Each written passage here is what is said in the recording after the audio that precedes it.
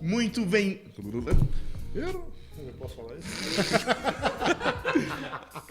Vamos lá, 3, 2, 1. Muito bem-vindo ao CityCast, o podcast da comunidade da Cidade Church.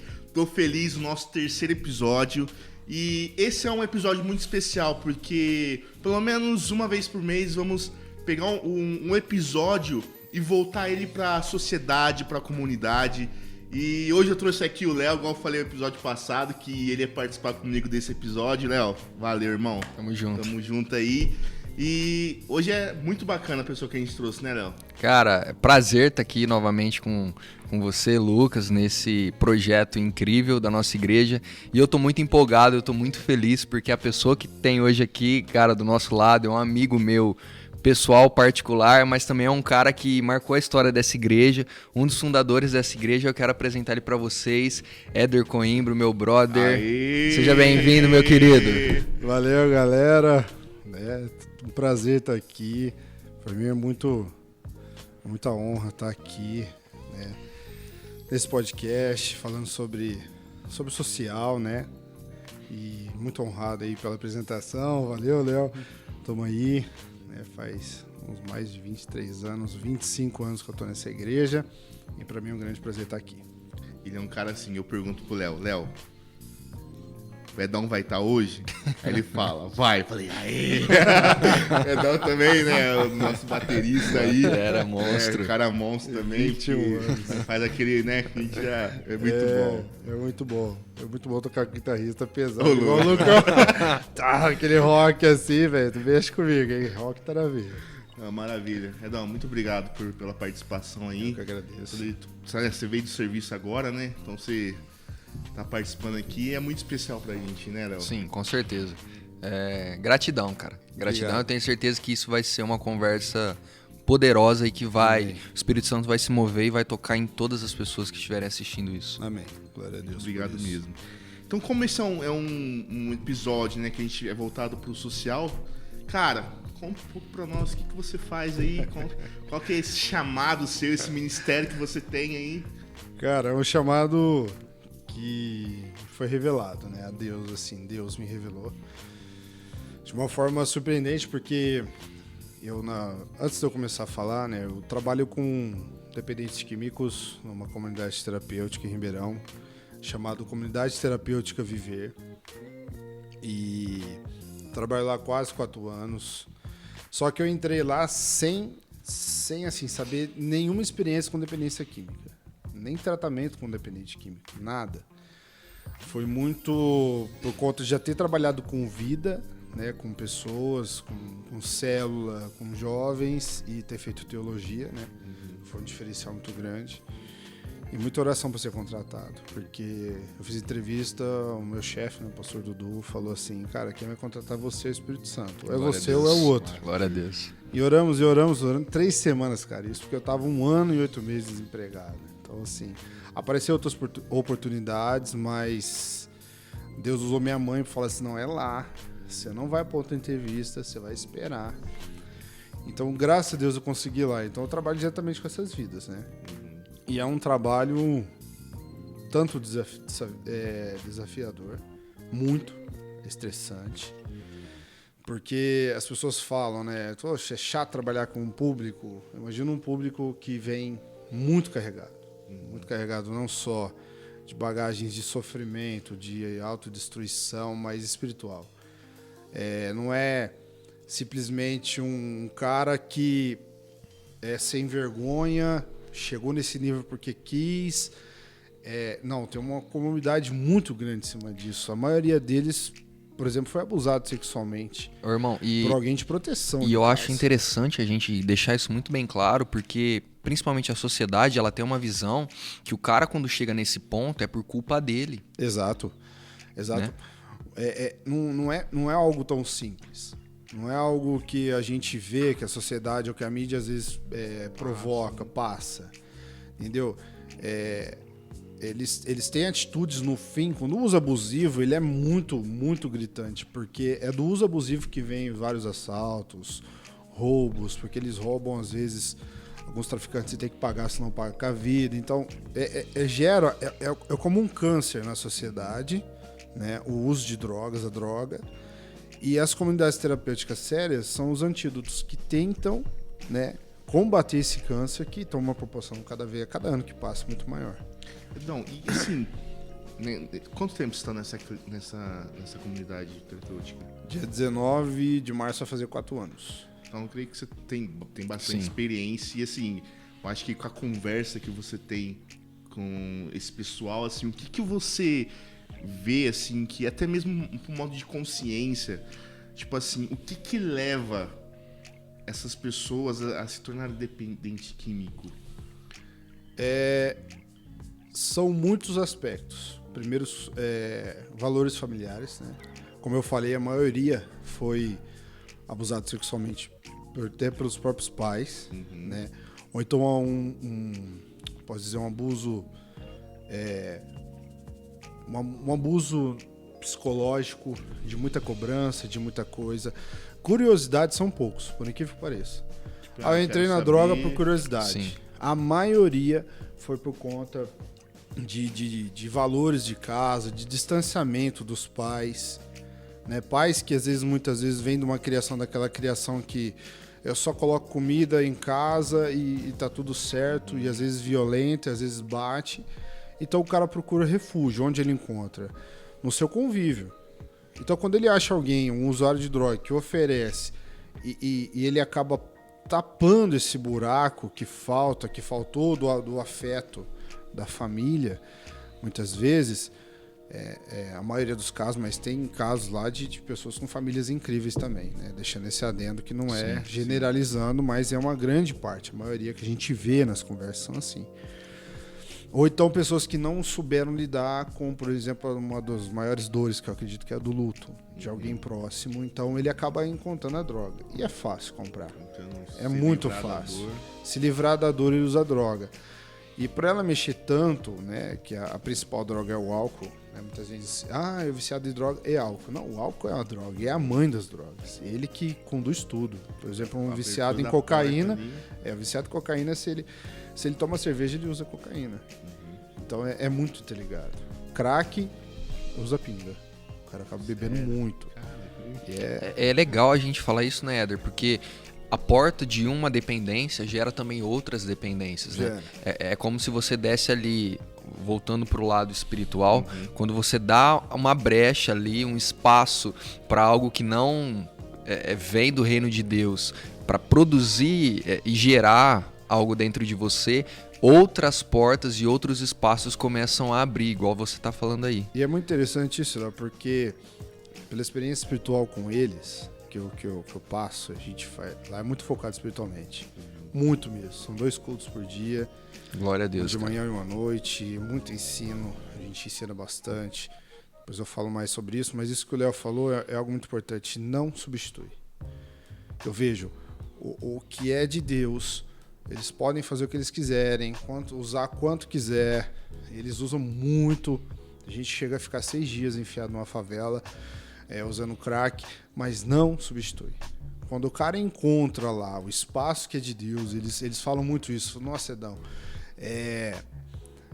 cara, essa brisa aqui não tem preço que pague. Vou sentir o Espírito Santo não tem preço que pague. Né? Essa é muito, muito gratificante ver e entender que não adianta. Para mim não tem outra base, que realmente só tem um espaço de Deus nos nossos corações, no coração do ser humano. E nada nessa vida consegue suprir. Nenhum tipo de prazer substitui. E é o que o ser humano mais procura. Substituir esse vazio. E dando um adendo, como eu falei de pais, muitos deles às vezes não entendem Deus como pai porque não tem a referência de pai. É muito complicado você dizer Deus Pai, um Deus que ama, um Deus que cuida. Na cabeça deles fala assim, poxa, mas eu não tenho essa figura. O cara já cresceu órfão, né? Já cresceu órfão. Mas também eu acredito no momento que ele entende, né? Que ele tem um pai que adotou ele, né? Inclusive até o Léo, nosso pastor, também fala nos cultos que a adoção, antigamente, quando você adota uma criança, você não pode deixar ela de jeito nenhum. Então acho que acredito quando essa pessoa entende realmente que né, Deus adotou ela e que não vai abandonar ela, acredito que transformar, deve dar uma mudada de chave e falar, nossa, deve transformar. ser. Eu tenho 2 casos lá que são muito marcantes para mim. De um que chegou em mim numa espiritualidade, ele estava 2 semanas lá. Ele falou assim, esse Deus eu não consigo sentir, cara, que vocês falam. Eu não consigo sentir esse Deus. Eu falei, brother, relaxa, você vai. Porque não adianta eu falar tudo aqui, porque a palavra diz que é o Espírito Santo que convence. Mas você vai, só que você tem que buscar. Então você vai ler a palavra. Aí eu tenho um desafio que eu faço com eles lá, chama Desafio 20-20. Ler a Bíblia 20 dias por 20 minutos. Na verdade é um desafio da Joyce Meyer, aquela pastora americana, é 30-30. Eu falei assim, eu não vou pegar tão pesado, né? Porque eu não tô acostumado. Sim. Aí faz 20-20, o cara começa a descobrir quem é Deus. O cara Uau, começa na glória a leitura, porque Deus. vai em Mateus, eu falo para ler Mateus, e um Provérbios do dia. Aí se encontra. E um outro que, com bastante homicídio nas costas. O cara fenomenal. Fenomenal, uma pessoa incrível, só que homicídio. E ele falava para mim, cara, Deus não me perdoa. Eu não acredito que há perdão para mim. E eu falei para ele a mesma coisa. Falei, cara, procura na Bíblia, procura respostas buscando, orando. Você tem 3 caminhos: oração, leitura da Bíblia e adoração. É isso. E os 2 encontraram. Hoje, um deles coordena uma clínica, não me lembro a cidade, é perto de Jundiaí, uma comunidade terapêutica, só que ela é involuntária. Mas para você ver como é impactante o evangelho, ele chegou, o coordenador lá, não tinha culto. Aí ele pegou um menino e falou assim, ô, você sabe tocar violão? Ele falou, sei. Você sabe Faz Chover do Fernandinho? Ah, eu sei, eu já tive uma referência de cristão na minha vida e tal. Lançou o Fernandinho lá, começaram a cantar. Glória a Deus, E o cara implementou numa clínica involuntária o evangelho. E um outro que tá bem, tá trabalhando, esse que tem alguns homicídios, ele tá trabalhando, tá bem empregado, tá com uma família, agora tá com uma esposa. Então, cara, eles acham, eles encontram. Quando eles encontram, eles se sentem adotados pelo Pai. Nossa, é maravilhoso. E eu acredito que você olhando assim por fora, você vê uma pessoa que entra e sai de lá totalmente recuperado, uma pessoa, né, convertida realmente ao evangelho, eu acho que não tem preço, né, Edão? Não tem. Não tem alegria, é o que me faz continuar.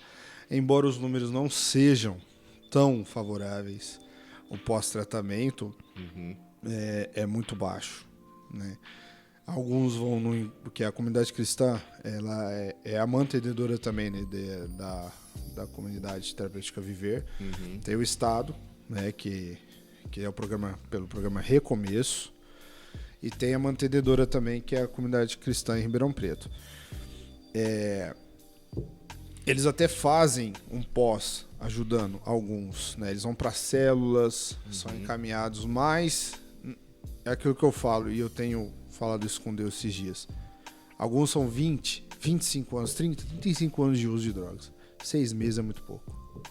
Se for ver, para reparar todo esse dano que causou esse uso de drogas, esse refúgio, mentalmente falando, que o cérebro, quando ele entra num contato de estresse ou de algum sentimento muito forte, ele procura na lembrança a última coisa que deu prazer imediato para ele.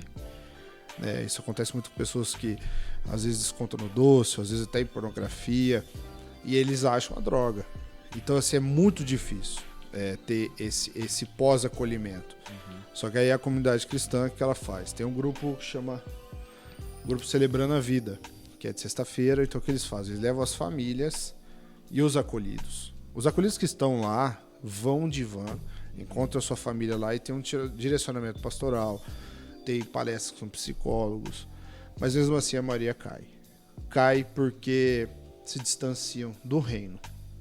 Quando eles voltam para lá, eu posso garantir que é 100% deles que falam exatamente essa frase. Quando eu me afastei, eu caí. Então tem que fazer um trabalho muito forte, não só social com eles, mas de reintegração mesmo na sociedade, de algo partido da família. E aí tem outra direção que é muito gritante, que é a codependência da família. A família não entende. A família, porque já teve caso ali de um que estava na 30ª internação. Então volta para casa, a família fala assim, liga até pro CAI. Então é muito, cara, complicado. É um trabalho complicado, é um trabalho que exige muito. E Adão, nós vemos assim, você falando especificamente desses momentos que a fé ela tem um ponto muito importante na recuperação da pessoa. Muito. Porque o cara fala, né? Quando eu me afasto, quando eu esqueço de Deus, a recaída vem, as lembranças vêm. E aí a gente olha para a Bíblia, cara, a gente vê que Tiago fala que o reino de Deus, outras versões fala que a religião de fato do Senhor é cuidar dos órfãos e das viúvas. E nós vemos que esses caras, essas pessoas, caras que eu falo porque é uma comunidade terapêutica masculina que você trabalha. Cara, eles são os órfãos esquecidos pela sociedade. Isso. Eles são aqueles homens invisíveis. E quando nós olhamos para Jesus, nós vamos ver que por mais que aquela pessoa tivesse o livre-arbítrio e pudesse, depois daquele encontro, voltar para a velha vida dela, Jesus não deixava de parar e realizar um milagre ali. Exato. Cara, Jesus, por mais que ele soubesse que aquela pessoa poderia voltar para aquelas práticas pecaminosas, para aquela vida, ele simplesmente demonstrava amor, liberava ali da sua graça, ora curava, ora fazia qualquer outro tipo de milagre, que a gente sabe, N milagres na Bíblia, mas nós vemos que Cristo ele se preocupa com os invisíveis. E a sociedade hoje caminha para um olhar de status social em que os mais poderosos têm mais visibilidade e são os mais importantes. Sim. E na verdade, quando nós olhamos para a palavra de Deus, nós vemos que os valores são invertidos, né? Porque o nosso norte, a nossa constituição primária é a palavra, a nossa verdade é ela. Claro. E aí nós olhamos para o mundo hoje e tem valores muito invertidos do que o que Cristo deixou para nós, né, Dom? Exatamente. E aí o ponto da questão, né? De quem está realmente integrado com a fé cristã, acredita em Jesus, como a nossa igreja faz e prega e se preocupa muito com o social, nós temos que olhar para essas pessoas exatamente com esse olhar. Nós tivemos a experiência de entregar comida aqui em Cravinhos para aquele dia para alguns moradores de ruas. Não é só aquilo. Infelizmente, muitas pessoas frisam só aquilo. Muitas vezes eles precisam de um ouvido que não tem, porque são escorraçados o dia todo, principalmente em favelas muito grandes como em Ribeirão. Eles são literalmente humilhados, mas humilhados mesmo. Você tem que se subjugar para receber um pouco de droga e tá pagando, né? Então, assim, e depois, quando não encontra refúgio, porque nós temos que exatamente pensar como Jesus faria. Os 12, nenhum deles era usuário, mas eram invisíveis. Sim. Né? A gente lê, a gente vê que eles tinham muito o que aprender. Tem muitas vezes que a gente foca até muito nos erros deles, principalmente Sim. Pedro, né? E Judas, então. A gente cai em cima de Judas, julgando Judas, mas ninguém parou uma vez para ouvir ele. Né? Não entrando nesse mérito, mas eles precisam de ouvidos. Então, quando eles encontram um lugar que dá um ambiente seguro para eles poderem jogar para fora o que eles precisam, aí eles se libertam. E é isso que precisa acontecer. Sociedade, família, igreja. Então, a igreja social não é só entregar a cesta básica ou visitar moradores de rua com uma marmita ou um pão. É muito mais além disso. Né? Eu cito o Sentados à Mesa do Rei, que é um projeto que a gente faz junto com a comunidade esse projeto cristã. Ele é maravilhoso. Eles colocam os moradores de rua todos sentados. Existe uma mesa para comer, né? Colocam sentados e o pessoal do ministério, que tem a galera que serve, a galera que fica na segurança, a galera que fica intercedendo lá de fora, enquanto o pastor está ministrando sobre a vida deles antes de soltar o jantar, porque não é marmita, é jantar mesmo, servido na hora, com suco na hora, com fruta, com alguma sobremesa, eles vão até a mesa das pessoas, ver qual que é a necessidade. Então não é só isso. É realmente fazer como Jesus fazia. Eu vou alimentar a multidão, mas tem um sermão para alimentar eles. Tem um milagre para alimentar eles. Então muitas internações aconteceram ali, de pessoas que estavam lá, na situação de rua, conheceram, aí chama para internação e vem. Então isso que a igreja em si, não só a nossa comunidade da cidade, church, mas todas têm que ver. Sim. Tem que ver esse lado, porque a maioria de nós sente nojo de um usuário. Vê o menino usando na rua, lá, vai ser preso, olha lá. A gente cria essa imagem de marginalização. Sim, é o estereótipo, né? Tipo assim, não de olhar pra pessoa com um olhar de, nossa, o senhor precisa tocar aquela pessoa, mas tipo num olhar de, vamos mudar de calçado, eu vou... E isso, cara, vou ser sincero, já aconteceu muito comigo. Comigo também. Sim. Acontece, às vezes Com certeza. Ainda mais quando às vezes a gente passa... Às vezes nem vou falar assim, de uma pessoa que tá usando uma droga ali, mas às vezes até mesmo aquela pessoa que tá de forma, às vezes um mendigo, uma pessoa morador de rua. Quantas vezes, cara, olha que incrível. Tava em uma viagem e, se eu não me engano, no sul. Tava eu, mais um parceiro meu que também é crente, evangélico. Cara, a gente passava por uma rua, a gente nem dava bola e tinha cheio de morador de rua. Cheio de morador de rua. E sim, e às vezes eu principalmente, às vezes passava do outro lado da rua. Sim. Aí a gente tava caminhando, aí do nada ele parou e falou assim: você tá prestando atenção no que a gente tá fazendo? Eu falei, o quê? Para e pensa. A gente tá trocando de lado da rua. Na hora que ele falou aqui, eu pedi perdão ao senhor. Perdoa. Exatamente É isso. um negócio É pesado, né, cara? pesado, cara. Porque é isso que falou, o estereótipo. A gente coloca eles na marginalização e às vezes é só um garoto, só um homem que tá cheio de comorbidade, cheio de machucado pela vida e que ele não consegue se libertar. Não se liberta sozinho. Não, eles tentam, mas não dá. É algo muito sério, é uma doença. Eu não sei como às vezes foi institucionalizada doença. É uma doença, a dependência química.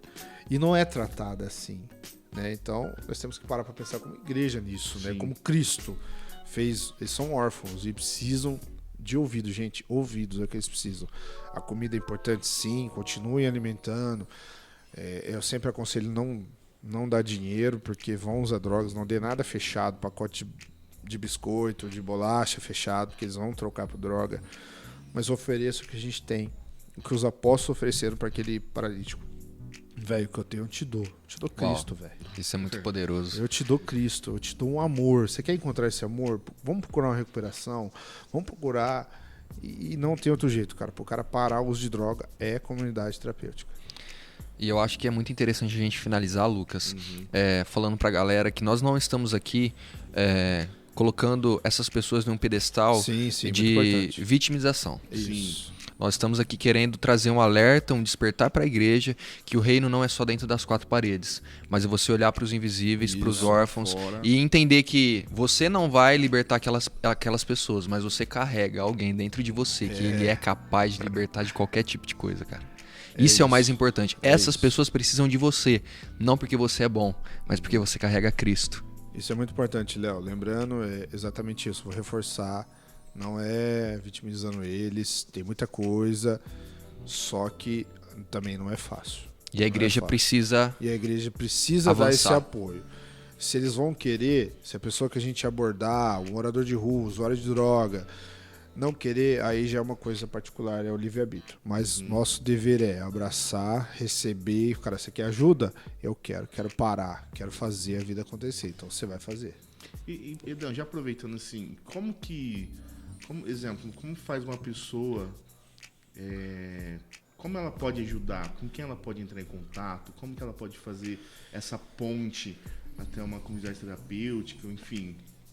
Eu queria que colocasse todo mundo lá, né, onde eu trabalho, mas não dá. Cidades pequenas, né, menores, procurar o CAPS da cidade. Aqui em Cravinhos eu vi na propaganda política, não sei se tem, mas o CAPS ia ser feito aqui. Procurar o CAPS que eles encaminham para o recomeço. Se for Ribeirão ou cidades maiores, é procurar a UPA e lá eles direcionam o tratamento de graça e vai para sorteio, não, vai para onde tem vaga. Tem outras comunidades bem sérias aí também. Léo, mais uma coisa, meu querido? Cara, eu quero te agradecer, Éder. Obrigado por você compartilhar da sua história. Nós estávamos conversando esses dias atrás, né, no pós-culto, que o Senhor é tão poderoso que Ele tem um chamado ministerial para sua vida e Ele associa isso com aquilo que você está fazendo. Ele te deu um trabalho ali para te esticar, para te preparar, para você estar trabalhando com diversos tipos de pessoas. Isso. E também você está sendo levantado para você trazer um despertar para a igreja nessa área, na área do social, na área dos perdidos. E, cara, sem palavras, obrigado pela sua presença. Obrigado também pelo convite, Lucas.